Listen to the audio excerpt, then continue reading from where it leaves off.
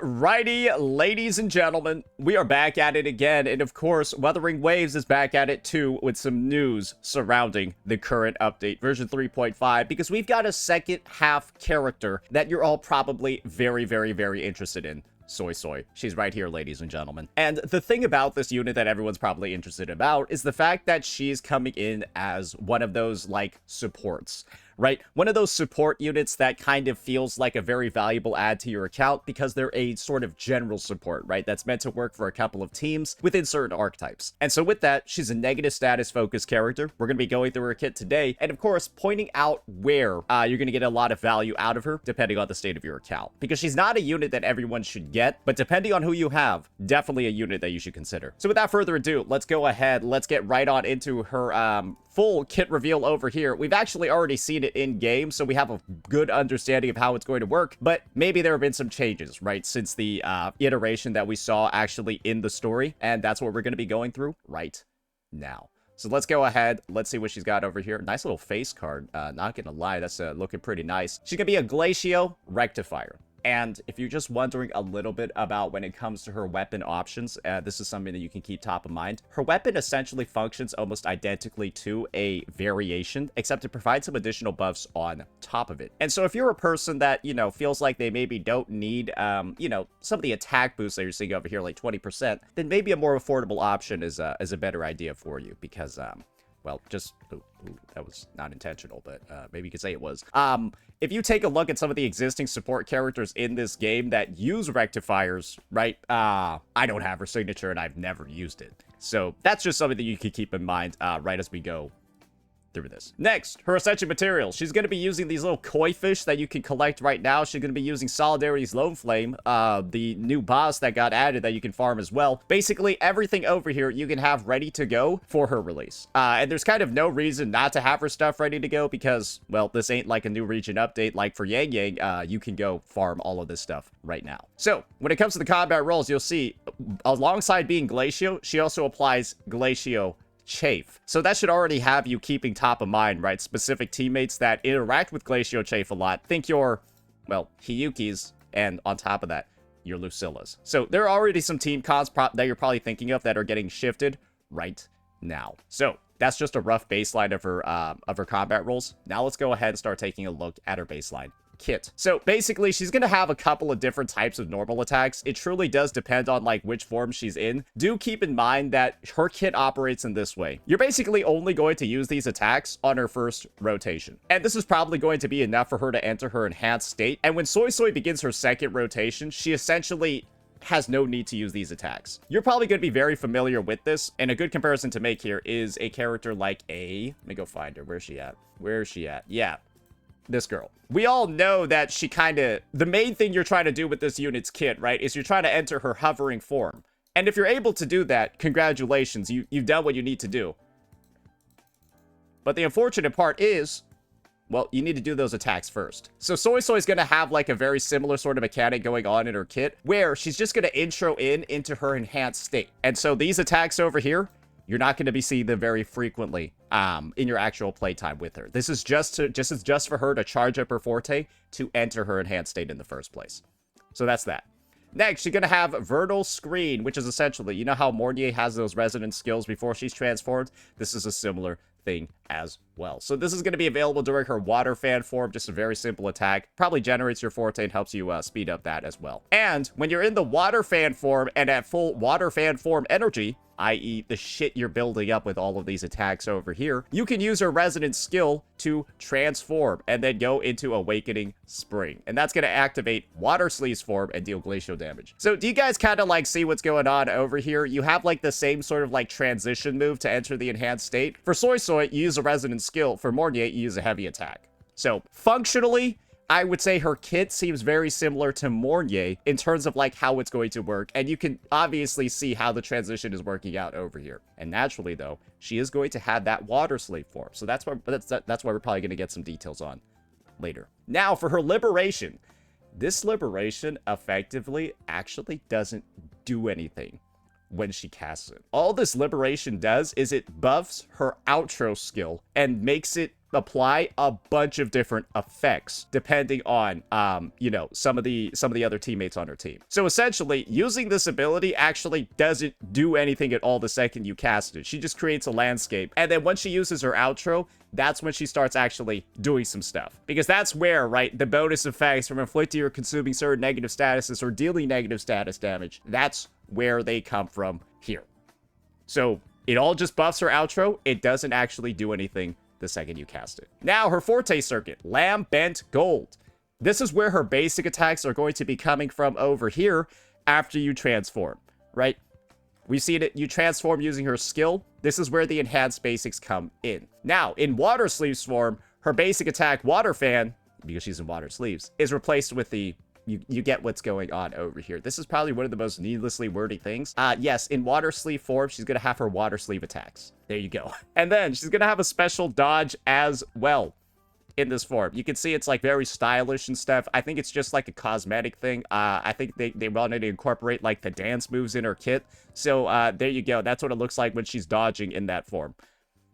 Or I think she just does this on any dodge. She just has a unique animation, which is funny because you're not going to be spending a lot of time on field with her. So it's kind of just pointless touch. You know what I mean? But it is what it is. I'm pretty sure a lot of people have fun with that one. Now she's going to have something you really want to perform in every single rotation, because this is going to be the only ability in her kit that actually deals damage. One of the big things about Suisui, and you'll see it from her weapon, is that she's actually an HP scaler. And this attack over here, this sequence that she's doing, is one of the only moves in her kit that scales with HP. A similar move that you might identify from other supports in the game, I would directly compare that attack to Shorekeeper's Discernment. Right, where this is the one attack in Shorekeeper's kit, her outro skill, or her intro skill, right? The enhanced one that she does when you go back to her when the stellar round's full. That's the only thing in her kit that actually deals meaningful fucking damage, right? Maybe like around 50 to 60k, depending on how she's built. Not a lot, but it's still there. That's what Suisui is essentially doing over here with this sequence. Because she's got Illuminating Dew, where while in Water Sleeves form, she just keeps holding it after casting a heavy attack to use this skill. Boom, boom, boom. And then she's going to have Shallow's Cut, where after you use this, right, you'll perform a similar type of ability. And that essentially is the nuke in her kit, right? You want to make sure that it's actually happening, and if you're not, well, you're fucking something up pretty tremendously. And you're probably not going to generate the concerto either to get your outro skill. So do keep that in mind. Now, her intro. And this is where she's going to be really similar to Mornier. Attack the target, dealing glacial damage. Suisui enters the Water Sleeve form after casting this skill. Almost the exact same line, right, that you see over here when you're playing Mornier. What does her intro skill do? Attack the target, and then enter Wide Field Observation mode, which is essentially the same exact thing as Water Sleeve form. So you kind of see what's going on over here. Her second rotation's a lot faster, and you won't be doing any of her regular Water Fan attacks on your second rotation onward unless you fuck something up tremendously. We get what's going on over here. Not a very hard or difficult kit to understand because it's a support character's kit. And with support character kits, there's just not really a lot that they do. However, there are a lot of buffs in this kit, and this is where it's going to get super wordy. Get ready for this, because this shortened version that you're seeing over here, it's not everything. And you're going to want to see the detailed version later on. So this is going to be Suisui's outro. That gets buffed by her liberation. And you're going to see the wording from her liberation here as well. Resonators in the team gain all damage out for 30 seconds. It's 25%. It's pretty good. Suisui then enters Roaming Transcendent if her ultimate is active. And she exits Water Sleeve form and consumes all Water Sleeve form energy and unlocks bonus effects based on the amount of Water Sleeve form energy consumed. So you might be wondering, oh, how do I generate Water Sleeve form energy? Because I want to maximize those buffs. You do these attacks. Yes, you do these attacks over here to deal your damage and then also charge your Water Sleeve form energy. So her kit, it makes a good bit of sense. You just build up to that one nuke, and by building up to that nuke, you'll also activate your full buffs. Sound good? I think that sounds good. So yeah, she's gonna fight in two stances, Water Fan and Water Sleeve. Not really Water Fan that much though, from the second rotation onward. Then using your liberation grants bonus effects related to negative status, so if you don't have negative status characters, maybe reconsider pulling this unit. And her outro skill's then gonna, this is very lacking. This is extremely lacking. So let's go ahead and start filling in some of the gaps later on. So first things first, we've got some inherent skills over here. These aren't really that important at all. We'll get to them later on. Yeah, we will get to this a bit later on.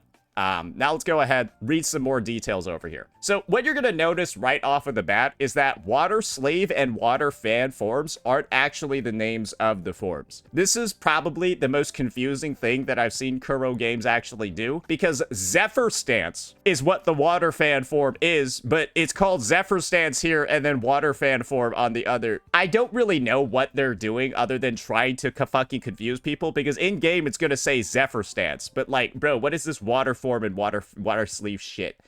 Drizzle Stance is Water Sleeve. Bro, what the fuck are they doing?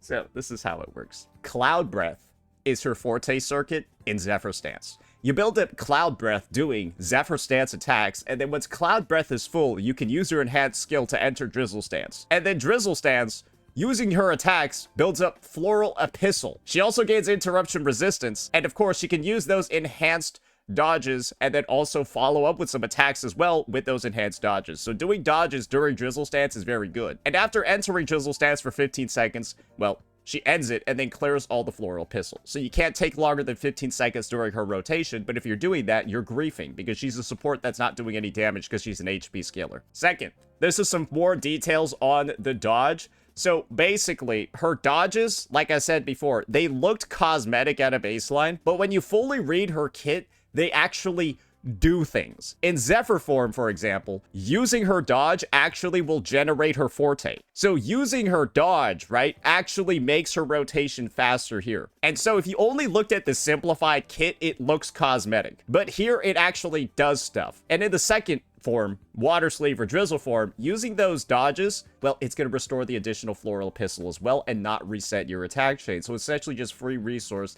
It makes you literally faster. She will rotate sooner, build up her resources faster, nuke faster, and then outro and buff the team faster, which is a DPS increase. So this is basically the devs saying, yeah, we heard you not understanding how dodges work in this game. We'll just make it super obvious to you that dodges are helping out. And there you go.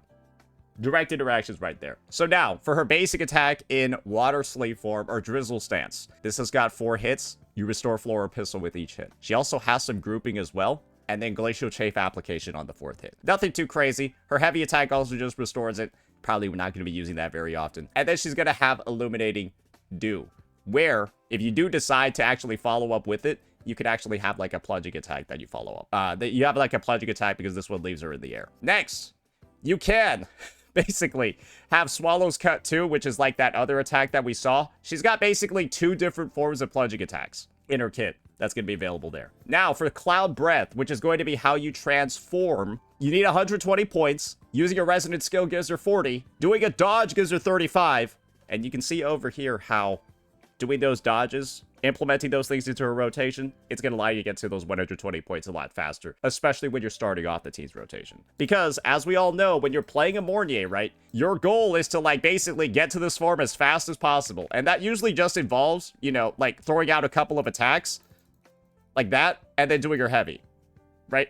It sounds like Suisui maybe won't be as quick as her right off of the bat, but maybe close to that if you can get some dodges in. So there you go regarding that. Now, Floral Epistle. This one's going to be a little bit more confusing because it has a max of 600 points, but do keep in mind, this is some of the stuff going on here. Dodging is going to give you 102 points, which is a relatively odd-looking amount. I don't know why they're going to 102. Using her skill gives her 100, and then, of course, using her basic attack and her heavy attack is going to restore the Floral Epistle too. There's probably going to be a lot of people that will like be going in, testing out various rotations, seeing the fastest way for you to get that 600 Floral Epistle. It might involve your heavy attack. It might involve using your skill. We'll just have to find out, right? Because 600 sounds like a lot, but I feel like she generates a lot of Floral Epistle with those attacks. And just know that people will come up with something, and you'll probably just want to follow that one. But of course, with how dodges interact with your kit, you're gonna want to dodge as well in between to speed it up, and that should be one of your biggest priorities over here when you see the interactions that this has with her forte. Because remember, you need to get this maxed out to maximize Suisui's buffs during her liberation, so you don't want to outro until this shit is full. So you gotta find a way to actually fill it up. Now, Resident Skill. So This one over here, it's just your baseline one in Water Fan or Zephyr mode. It just gives you your energy. However, the Resonance skill is also going to be used for the transformation. You see, she's going to actually have like four different things listed out over here. This is kind of a loaded Resonance skill. So the first one, right, that actually transforms her, it's just going to be Awakening Spring. This one's going to consume all of her baseline Forte, group enemies, and then also deal a bit of glacial damage, send her into her other stance, and then also Glacial Chafe. So that's like kind of loaded as an ability. I'm just going to be real over here. It is kind of loaded as an ability. And now that I think about it, I think Awakening Spring might be the nuke in her kit. Let me double check over here just to make sure that my numbers aren't 100% wrong. Let me just double check that real fast. Yeah, okay. So Awakening Spring, the transformation move. When you're in Zephyr stance and you have full Cloud Breath and you move to the other 4, that's where a lot of her big damage is going to be coming from. So you definitely want to make sure you max this ability out in the stat menu, because for supports, you don't want to max out every single one of their skills if you don't need the healing or you don't need like some of the like the little bit of damage it's going to provide. However, her Resonance skill, you really do want to focus on it. And then on her intro skill, that's where the second nuke is, because basically on her intro skill, she casts Awakening Spring. Basically, the motion values are exactly the same. They're the same exact ability, but you got to level up 2 of them. So at a baseline, she's unfortunately going to be a bit more expensive than a Shorekeeper, because you got to level up 2 skills to maximize her damage versus just 1 on SK where it's just her intro. In a similar vein, I think Mornier actually only needs to max her Liberation, because that's the one thing that scales with defense, her main stat in her kit. So like, yeah, Suisui's just, she's got the same exact nuke basically as those other characters, but she's got to level up 2 abilities to 10 to fully maximize it. So it's like reverse power creep in a sense, because she's like more expensive to do the same thing that other supports do with just maxing out 1 ability. But do keep that in mind. It's not like that big of a deal. It's not that big of a deal, but it's something that you should factor in if you feel like your Suisui teams maybe aren't doing as much damage as they should be. This could be the missing piece.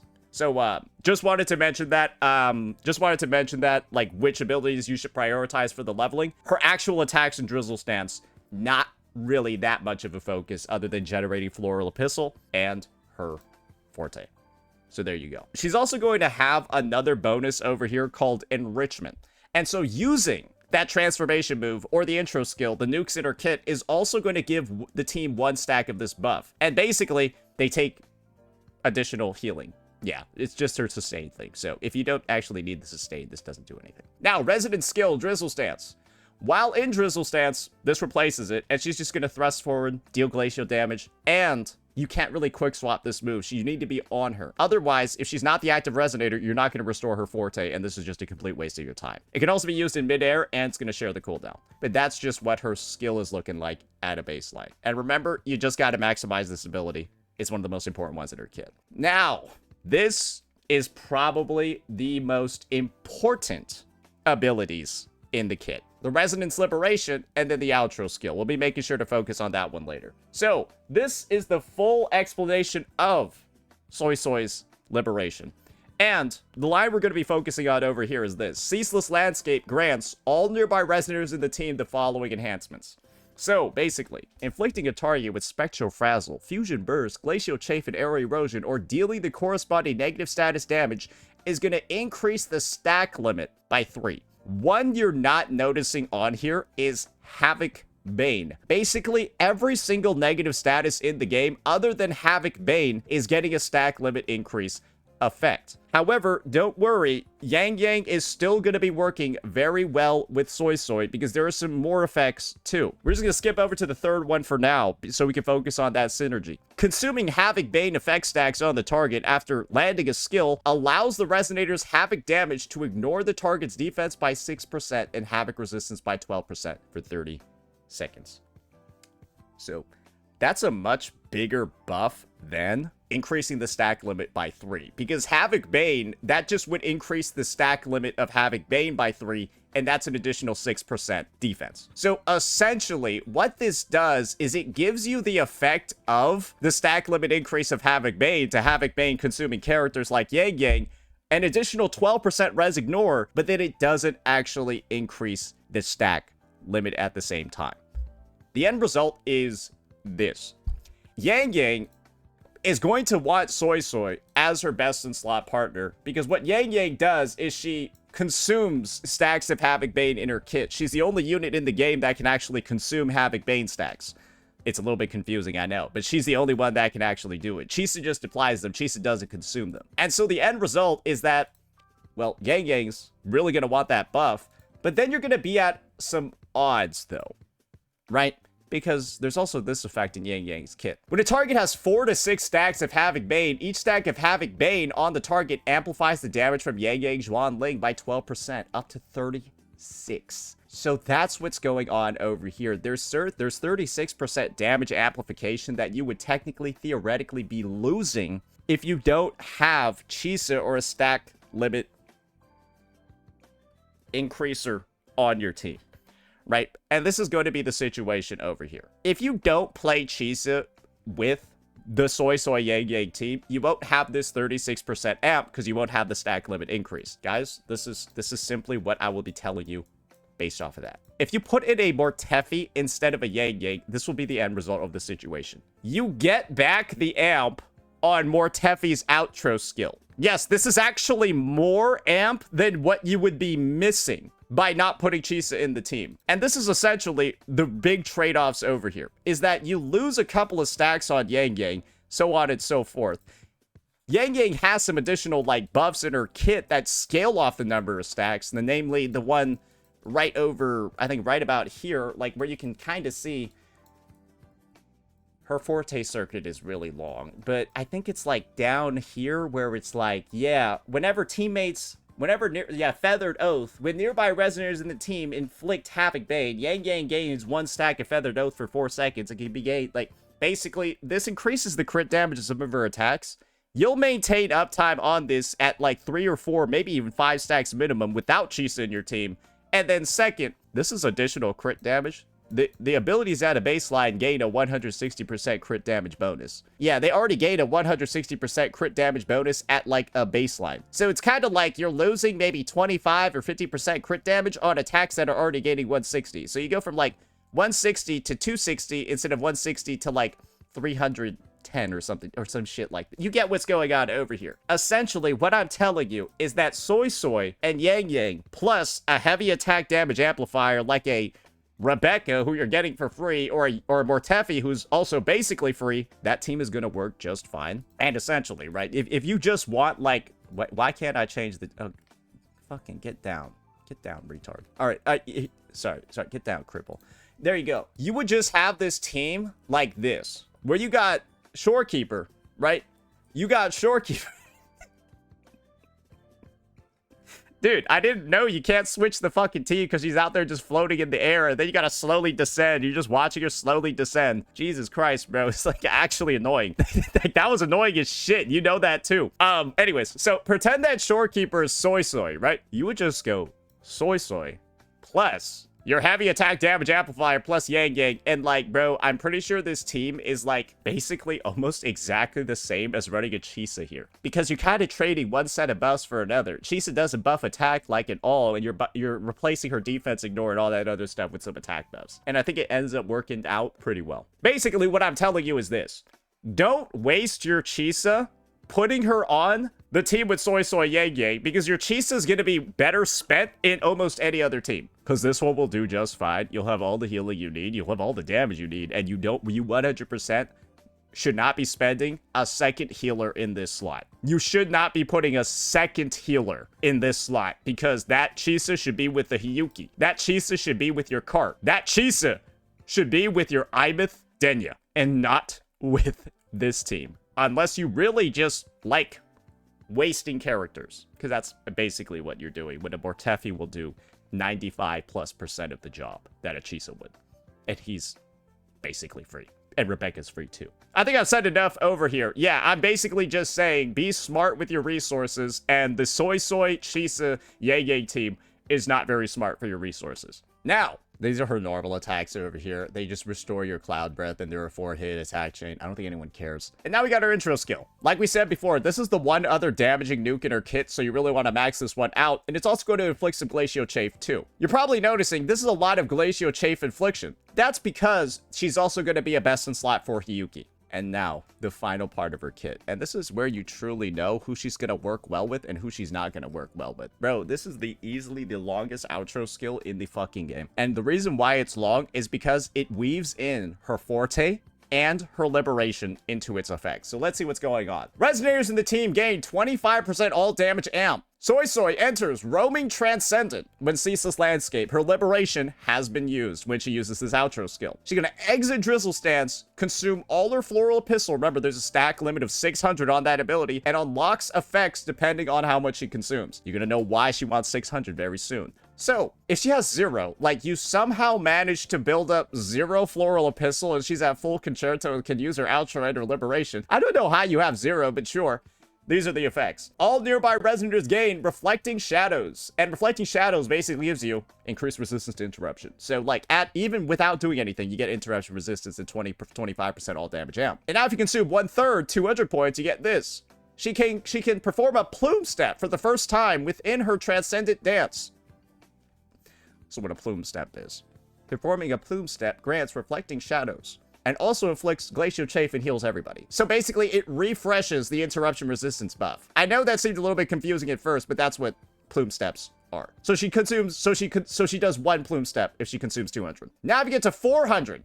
During this Roaming Transcendent state, the active Resonator within Ceaseless Landscape deals more damage if they have Reflecting Shadows. So this is like her second big real damage buff in her kit. And for every 1% of her ER over 200%, the Resonator deals 0.2% more damage up to 12. Basically, you want 250 on the character to maximize this buff. 12% damage increase, interruption resistance, 25% all damage. It's okay, but it's not really that amazing, right? Her buffs don't even seem better than a Verena at this point. You can even count in her Sonata set, right? That we all know is already in the game. Just look at Yang Yang if that's what you want to see. Because upon inflicting Glacial Chafe, you gain Chong Ming's Feather, who gives you an attack increase based on your ER up to... You can see what's going on. This is her set, and she buffs attack as well, right? But this hasn't really looked that impressive yet. That's because she's got her 600 Floral Epistle. Just also keep in mind that she's going to do a second Plume Dance too. She's at 400, so refresh it to 18 total seconds of interruption resistance, healing, and 3 applications of Glacial Chafe. You see what's going on over here, right? She also applies a significant amount of Glacial Chafe in her rotation. So when she's at 600, this is what's going to occur. When Suisui performs the first Plume Step, all nearby Resonators gain the following effects. When they cast an outro skill, Suisui grants the incoming Resonator Undulating Mist. When Resonators with Undulating Mist consume negative status or electro rage stacks on the target, they gain an attack increase. For every 0.12% of Suisui's ER over 200, the Resonator's attacks increase by 0.1, up to 50%. That's a pretty big attack buff. Yeah, that's one of the biggest attack buffs in the game. And that's where her damage increase is actually coming from. Because this is very comparable to Mornier, right? Having that 40% damage increase when enemies are inflicted with Toon Strain interfered or Toon Rupture interfered, right? She's got that in her kit. While Suisui only gives you a 50% attack buff if you can consume a negative status effect on the target. She's also going to do her third Plume Dance, so essentially, right, now you're at, like, the full duration of all of the effects. You're at, like, the third Glacial Chafe, or maybe the second. I don't really know. She basically, you don't ever want to use this unless you have 600 Floral Epistle. Do you see why? Because at 600, you get all of these effects, and then also the previous ones. All of these previous ones as well. So just don't use this unless you have 600 Floral Epistle. You're basically griefing. And especially if you don't have this buff, she's like worse than a Verena in all your teams. So make sure you have that. Some details regarding Roaming Transcendent. She basically, this state is just active if she outro skills while her Liberation is active. That's how, like, all this shit works. I don't think it needed another line explaining it, but you already get that. Saint from the future over here. We forgot to go over her inherent skills, but they're some of the most boring ones in the game. So, like, I almost didn't even realize I forgot them. Let's just read these out real fast. So, first inherent skill is Enrichment, which is basically what's gotten from using her intro skill or her enhanced transformation resonance skill. It's going to give 10 stacks of Spring's Birth. Basically, Enrichment is when she heals somebody with one of her other abilities, and then it gets consumed. And when somebody with Spring's Birth is not at full HP, they restore their HP at the cost of one of the 10 stacks. So she basically applies continuous healing over time. Like I said, it's boring as fuck. Second, her resonance skill, Awakening Spring, or her intro skill, the two nukes in her kit, when they hit a target, they're going to restore 18 more points of Concerto, so it speeds up her rotation, and then give her 13 points of resonance. You're using these attacks anyways, every single rotation. You, like, have to. Because one of them is your intro skill. You have to use it, so she just gains additional Concerto from using an ability she has to use. Awesome, right? And then she increases the attack rate, or attacks crit rate, by 80% and Glacio damage by 240. So this has some specific things when it comes to, like, her actual build, and you can actually build her echoes right now. So one of the dynamics that we'll simply be talking about is A, making sure her crit rate is at least above 20% so you can guarantee crits because she gains 80. I'm actually overcapped over here, but I don't give a fuck, so that's what it's going to be. And then you want to max out critical damage. HP, critical damage, and then ER up to 260%. And the good news is, ladies and gentlemen, you can get it done with a variation. As you're seeing over here, I'm at 263. With a variation on a level 1 character. So you can do it too. And I'm doing that while also missing a substat. Yeah, I don't even have an ER substat on this 3 cost, bro. This guy, look at this shit. Bro, this is pathetic. Bro, this is one of the worst echoes on God's earth, and it's fine. Because I don't need to do something better. I don't need something better. It's useless. There's no point. I'm already capped out, even with this piece of shit. Bro, it's actually, bro, the only good thing on here is flat HP. That's the only useful stat on here. It's fucking flat HP, bro. And that's kind of crazy, isn't it? That's just kind of wild, isn't it? Now let's talk about some of these specifics over here regarding her giving 50% attack and then also requiring negative status consumption. There are only a couple of DPS characters she can actually activate this buff with. Are you ready to see who can activate this buff? You've got Hiyuki, Yang Yang, and this is really gonna fuck with you. It's Cardathea. Only these 3 negative status units can actually activate that 50% attack buff, ladies and gentlemen. Only these 3. And you already know one of these motherfuckers scales with HP. So, like, she's already out of the competition because it's a useless stat on her. It doesn't do anything, so you're not going to run Cardathea. Ever. You're going to want to run Shisu with that team instead. And some of you might be wondering, well, say, aren't you missing another negative status unit over here? I am Meth. Bro, she has Fusion Burst. Are you griefing? Bro, you don't know this game, do you, you larper? This is my take. If you're out here suggesting Imeth with a soy, you are the true larper, and you haven't even read Imeth's kit a single fucking time, because Imeth can't consume Fusion Burst. Yes, ladies and gentlemen, Imeth cannot consume Fusion Burst, so she can't even get Soy's buff. So you essentially putting in a slightly worse version of Verena in your team if you play Soy with this unit. So do not pull Soy expecting her to work with an Imeth. You will get fucked and have to pull her S1 because essentially this is what we're looking at over here. And I think this is a good balanced decision from Kuro Games. Imeth's or Soy's sequence nodes were in her gameplay reveal as well in the story. And what her first node gives is basically she now works with every single negative status character in the game, and her interruption resistance is slightly increased for a longer period of time. Basically, this S1 is one of, like, the worst ones in the game because it actually doesn't do anything for, like, her best in slot teams. All this S1 does is make her playable in, like, Zani teams.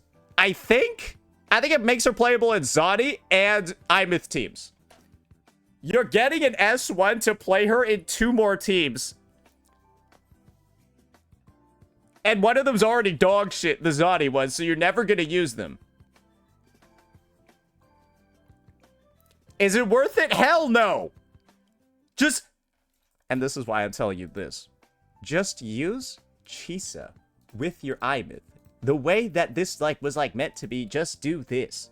Just do this, because basically what Kuro's doing with this S1 is they're essentially saying, yes, we're not going to destroy Chisa. We are putting this S1 in the game for, like, you guys that really need to use your Suisui with Imith, but that's not what we're intending for the balance and the state of this game. We intend for there to be two negative status supports, right? One called Chisa and the other called Suisui. Chisa's going to be better with specific teams, while Suisui is going to be better for other ones, right? Chisa might be better in the quick swap oriented negative status teams, while Suisui's better in the hyper carry ones. Because I think we could safely say, right, for Hiyuki and Yang Yang's teams, you don't really quick swap during these guys' rotation, right? Like, you're not out here doing some weird shit on Lucilla or Chisa while Hiyuki's on the field, right? Hiyuki's just the hyper carry, even though it's a negative status team. And it's kind of the same fucking thing with Yang Yang. She's just the hyper carry. You're not goofing around swapping to other units during their rotation. Because, like, what's Suisui gonna do? Swap in to deal 0 damage? Fuck no, you're not using her for shit. And God knows you're not swapping between Lucilla and Hiyuki. That's fucking useless. And what are you gonna do? Rebecca and Yang Yang?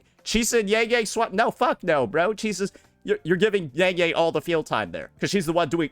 These are the only two really dealing damage on their teams. And Suisui, obviously, right, seems like a much better pick. Because Chisa actually can, like, do meaningful damage outside of, you know, outside of one ability.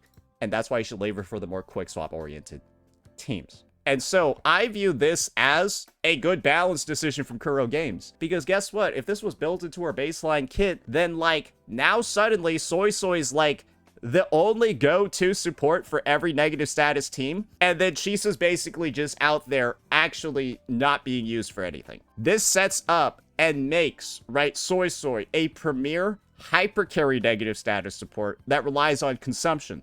And so, if the unit consumes negative statuses, Suisui's the one to go with. If they don't consume the negative statuses, then maybe Chisa is the one to go for. And that really specifies their roles, and at least in my opinion, in a good way that actually prevents power creep. But if you want to just say fuck that and play your Imith Denya team with Suisui, get her S1, I guess. But it's going to be one of the most useless ones in the game. Because I'm assuming you already have Chisa already if you had Denya Imith. Just don't spend all the resources for another unit when you don't need them. So that's the situation over there for Suisui. Because, ladies and gentlemen, I feel like there are going to be a lot of people that sort of get, like, misled. There are going to be a lot of individuals who aren't, like, fully clear about what's going on. This unit, you should really only consider pulling them, guys. You should really only consider pulling them if you have a Yang Yang or a Hiyuki on your account right now. And if you don't have either of them, or you don't plan on getting either of them, I suggest you skip her. Why? Because if she isn't with a Yang Yang or a Hiyuki, she's, like, worse than Verena. And it's a similar case to pulling a Mornier when you don't have any tune break characters. Pulling this character without anybody that interacts with Toon is griefing. But there are so many good characters that interact with Toon, like her, him, Ching Zhao, who's coming out later, right? There's a lot of characters that interact with it. And so pulling her in preparation for other units is a great idea. And this is also what I'll tell you about this. What's one line you see regarding her liberation? Let's focus on that real quick. Inflicting a target with electro flare effect or dealing the corresponding negative status damage increases the max stack limits of electro flare. I'm basically saying Suisui's probably gonna be best in slot for the Sentinel. Scene. Yeah, I'm putting money on Scene being electro flare, and due to Suisui's interactions with Scene in the story, Bro, Scene is, like, basically Suisui's, like, butt buddy in the story. They're, like, they're tight, bro. Like, they're tight. And so it's even, like, a story lore relevant team for them to work together. And so I view Scene as the negative status Electro Rage DPS. Rover is the Electro Rage sub DPS, and then Suisui is the support in that team. And so I'll just tell you this. If that isn't the best in slot for Scene later on, I'll, like, eat a hat, bro. It's so obvious to anyone that's, like, seen the progression of the latest Rover from 2.2. Remember Arrow Rover working perfectly with Cardathea? Man, I wonder if Electro Rover's gonna work perfectly with the fucking, what's it called? Electro Rover's gonna work perfectly with the fucking Electro Sentinel, bro. And I think Suisui, based off this line over here, right? And we know Rover's Electro. If you want to get prepared for the next Sentinel unit, I suggest picking this character up. But in a similar vein, I will also put money on this. Suisui is going to rerun basically around the time Scene's banner drops. I will put money on that. So, like, I think even skipping her is a comfortable idea as well, because you know for certain she will be within, like, a version or a half a version rerunning if she's actually a best in slot for the Sentinel character. Because you can always make this argument, too. You have one unit on that team that's going to be free. E-Rover. And then Suisui, guys, is a lot better than a Chakotay. Think about, like, the free-to-play friendliness, whatever. Like again, I'm just going to be putting up this team as an example. This team, in a lot of ways, you can say is free-to-play friendly because you got the support already there, right? And you technically only need to pull Chakotay and Kardathea. However, it's not really that free-to-play friendly because, bro, Chakotay is so bad outside of this team and some minor Arrow teams. Chakotay is nowhere close to as, like, multi-variable and, like, multi-use as a Suisui, right? Like, basically, imagine the Sentinel over here, right? It's just Scene. You gotta pull that unit, whatever, they're expensive. And then the other 5-star limited character you need to pull is a Chakotay. But instead of Chakotay, we're pulling a Suisui, who's the best in slot for the Yang Yang team, and then Suisui is also best in slot for the Hiyuki team, blah, blah, blah, right? And so, by pulling Suisui, who's going to be the best in slot in the Scene team, right? You get a best in slot that works in so many other ones. And then she's also going to work on variation, too. So, essentially, you get a way more valuable character as, like, the need to pull to make Scene's premium team. You get a way more valuable character, because Suisui is so much better than a Chakotay. More free-to-play friendly, only needs a variation, and then is the best in slot for 2 other DPSs. And that's a way better appeal than this, right? I'm just personally of the opinion that's a way more, like, player-friendly value proposition to build a best-in-slot Sentinel team than whatever the fuck we dealt with over here. And it's a lot more similar, right, to Imith. Because who are Imith's best-in-slots? Yeah, I don't think anyone was mad about pulling Imith's best-in-slot teams. Because it's either, like, these are the 2 sub-DPSs you gotta go for, one of these 2, and they're both good outside of Imith teams. And I will be honest with you. I don't even play fucking Fusion Burst. Bro, I don't think my Daniel's been on Fusion Burst mode outside of her release. Like, bro, I've kept her on Tomb Break, and I have never put her on the Fusion Burst mode, because this team is not fun to play. Bro, I don't think anyone actually likes the Fusion Burst team. It feels like shit. It's technically good, but it's not satisfying to play, because nothing deals damage. You have a lot of damage ticks of, like, fucking 100k, bro. It just feels like it does no damage. Small PP number, good DPS. But it's like, bro, nobody wants to play Imith with the Gundam and the big explosions and just deal a lot of small instances of damage. It doesn't feel right. Because you have this gigantic Gundam and these, like, fucking orbital cannons and shit. Oh, and the numbers are tiny, but there's a lot of them. Thematically, I think it's a complete failure. But at least it's good meta-wise, right? But people play what they want. And believe me when I say this, brother, my Imith been on Rupture mode 99% of her existence, bro. I think that's the canon way to play her. But you have options. And Scene is looking to be a lot more like this. And Suisui is one part of that puzzle. And so when it comes to her, depending on the future state of your account, she might be a must-pull in the present, even if you don't have Yang Yang. Even if you don't have Hiyuki. But if you do have those, oh yeah, she's very close to a must-pull in the present. I would say the only situation where you're comfortable to skip her if you have Hiyuki and Yang Yang is this. You don't have any other negative status characters, and so your Chisa's only working on those 2 teams. And if that's the case, yeah, you're absolutely free to skip her. But Chisa is basically going to be not the best in slot in the Hiyuki or the Yang Yang teams in the future. She will still be a best in slot, but it's just for some of the other negative status DPSs, the older ones. So yeah, that's going to be our coverage over here, ladies and gentlemen. Good old Suisui. And hopefully our breakdown, some of the advice that we've given, the advisory, it's helped you decide whether or not you should actually be pulling this character. Peace out.